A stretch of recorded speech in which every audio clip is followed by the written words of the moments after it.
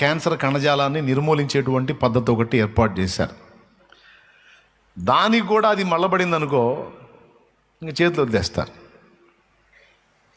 HIV positive report వచ్చింది.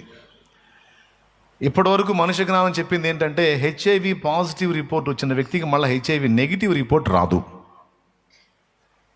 ఒకవేళ HIV positive ఉన్న వ్యక్తికి నెగిటివ్ రిపోర్ట్ వస్తే అది ఒక మానవాతీతమైన అద్భుతమే తప్ప వాస్తవంగా మాత్రం జరగదు. మనుష్య జ్ఞానం చెప్పేది. కొంతమందికి సంతానోత్పత్తి విషయంలో కూడా అలాంటి రిపోర్ట్సే వస్తాయి. నీకు ఫలానా ప్రాబ్లం ఉంది సిస్టర్, దాన్ని బట్టి ఎట్టి పరిస్థితుల్లో కూడా నీకు సంతానం కలిగే ఛాన్స్ లేదు. ఓకేనా?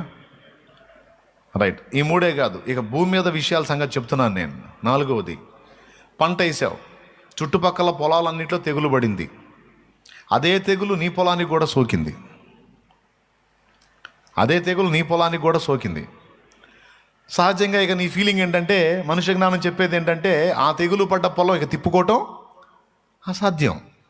అందరి పొలాలు పోయినట్టే నాది కూడా పోయిద్ది. అందరూ అనే మాట కూడా అదే, అందరి పొలాలు పోయినట్టు నీది కూడా పోయిద్ది అని. అంటే నీకు ఉపాధి మీద వీటి మీద పెట్టి చెప్తే మీకు అర్థమైద్దని చెప్తున్నాను నేను.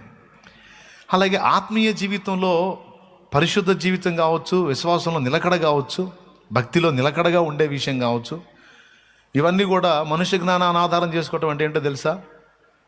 ఈ భూమి మీద ఉన్నంత వరకు పరిశుద్ధత సాధ్యం కాదు. ప్రయత్నించి అందరూ వరుసగా ఓటమి పాలైపోయారు. మనకు కూడా తప్పదు. లాజికల్గా ఆలోచించు.